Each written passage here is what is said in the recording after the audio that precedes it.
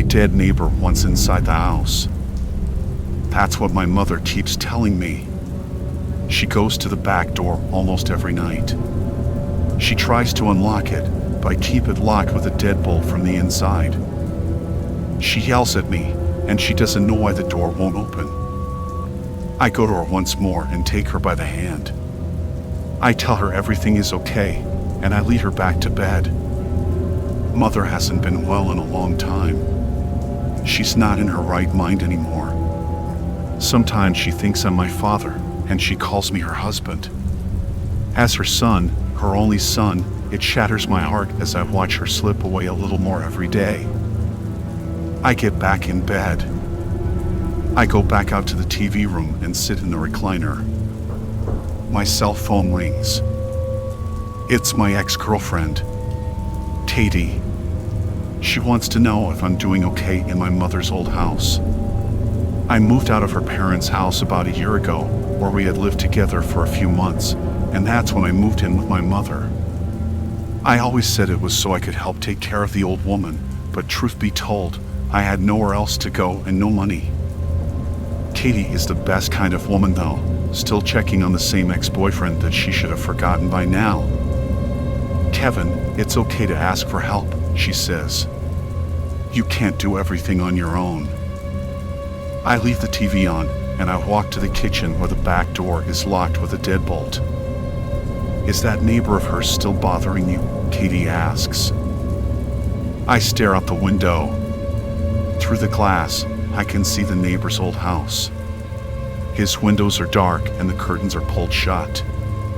I lower my voice. No, it's funny. My mother is convinced he keeps trying to get inside our house. I turn around. I see my mother standing in the kitchen doorway. She doesn't say a word. She raises her hand and points to the back door. She seems terrified. Katie, I have to go. I hang up and go to my mother.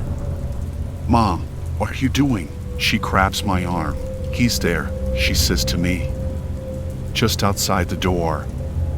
Can't you hear him? Her wide eyes don't even blink. She starts shaking, and she barely glances to the back door. He's scratching at the door, Kevin. He wants inside. Mom, there's no one there. I yank my arm away from her. I go to the back door, pull the key from my pocket and unlock it. I throw the door open and raise my voice to her. Look, Mom. There's no one outside. She looks beyond the doorway, right outside at the back patio. The back porch light above the doorway flickers. She stumbles back, barely staying on her feet. She opens her mouth like she wants to scream, but nothing comes out. She points, and her hand starts shaking. There, she says. Kevin, he's right there. Why can't you see him? I shake my head and sigh. Mom, come on. Let's go back to bed. I try to get her back to her bedroom, and when she won't go easily, I take her and force her. Even when she screams for me to stop, I bring her all the way back down the hallway and into her bedroom. I throw her inside and I lock her door shut. There is no one outside our house, Mother. No one. That's when my cell phone rings again. Hey, Katie, I answer. Sorry. Mom was acting weird again. I swear. She still thinks her old neighbor is trying to get in through the back door. Maybe he is, Katie says. That's impossible, Katie. The old man died last week. They found him in his bed. He shot himself. That's terrible, she says. Yeah, I guess. I hated the old man, I tell her as I grab a beer from the fridge. Honestly, he deserved it. Kevin, don't say things like that. She takes a deep breath. I swear, you sound like how you were when we lived with my parents. What are you talking about? I ask. You used to speak about my father like that, Kevin. before his accident. His accident that killed him, I tell her. She hesitates. Yes, Kevin. That one. Look, just try and think positive about people, okay? You don't want to go back to the way you were. She pauses and lowers her voice. I swear, sometimes I thought you wanted to kill my father back then. I go back to the TV room. I drink my beer and watch TV. Yeah, well, that's the past, Katie. You father's in the ground now, just like my mom's old neighbor. Maybe she'll start seeing your dad, too. Katie pauses for a moment. Kevin, she says, have you ever heard the idea that people who are close to death can sometimes see people who have died?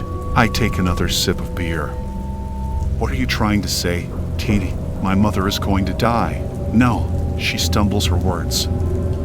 I shouldn't have said anything like that. I just mean, what if there really is this man's ghost outside the house? Sometimes people can sense that. You can't be serious, I groan.